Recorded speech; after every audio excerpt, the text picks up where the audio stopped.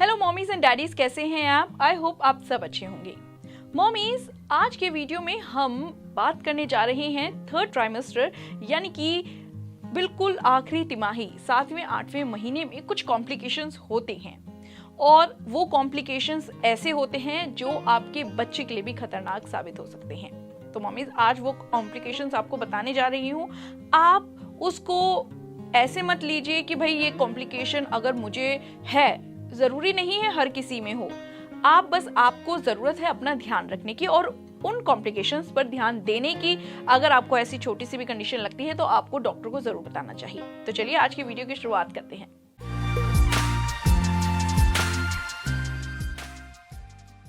Mommies, अगर आपका blood pressure एकदम से शूट अप कर रहा हो यानी एकदम से हाई हो गया हो तो मॉमीज आपको बहुत ही ज्यादा जरूरत है एकदम डॉक्टर के पास जाने की, क्योंकि ज्यादातर 8वें महीने में मॉमीज ऐसा देखने को मिलता है कि ब्लड प्रेशर एकदम शूट अप कर जाता है, जिनको जेस्टेशनल हाइपरटेंशन की प्रॉब्लम होती है। तो आपको बहुत ध्यान रखना है कि आपको इस ट्राइमेस्टर में अपना ब्लड प्रेशर कंट्रोल करना है। ब्लड प्रेशर कंट्रोल करने के लिए आपको अपनी डाइट में नमक का बहुत ही कम सेवन करना है। तो आपको सबसे पहले अपना ब्लड प्रेशर ध्यान में रखना है।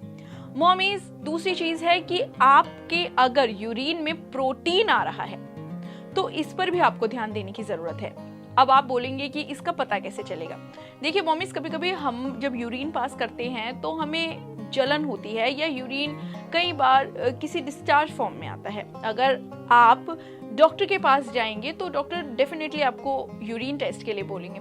जब आप यूरिन टेस्ट कराएंगे तो तभी आपको मालूम चलेगा कि आपके यूरिन में प्रोटीन निकल रहा है।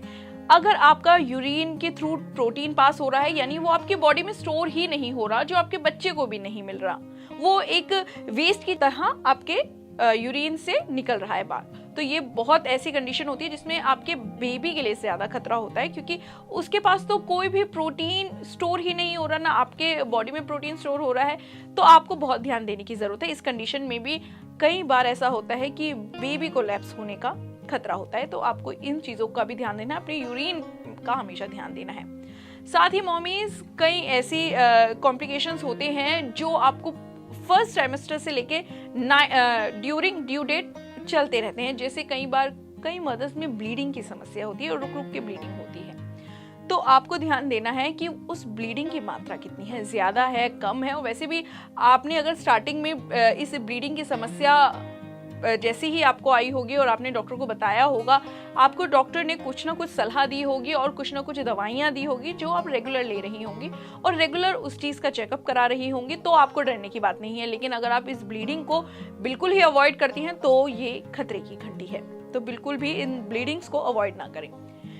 और last but not the least mommies, कई बार कई मदर्स का 8वें महीने में वाटर बैग जो होता है वो ब्रेक हो जाता है और उनको पता ही नहीं लगता।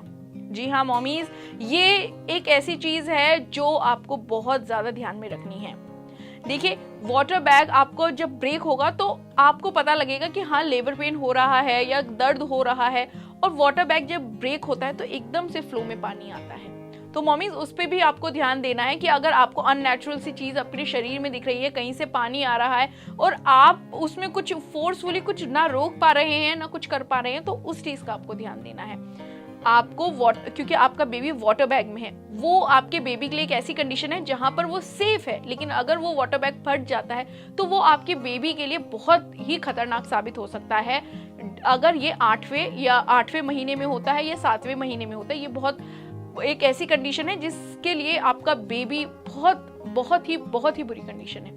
तो मॉमीज, ध्यान रखिए कि आपका वाटर बैग ड्यू डेट से अगर पहले ही ब्रेक हो गया है तो आपको डॉक्टर के पास जाने की जरूरत है, क्योंकि कई बार ऐसा होता है लेबर पेन हो रहा होता है और मदर इसको पेट में दर्द समझ के हल्के में ले लेती है। ठीक है ना? तो आपको इस चीज पे ध्यान देना है। तो मॉमीज, आज के वीडियो में फिलहाल इतना ही, लेकिन ऐसे ही कई नए वीडियो हम आपके लिए लाते रहेंगे। सबसे पहले आप हमारे चैनल को सब्सक्राइब करना बिल्कुल ना भूलें।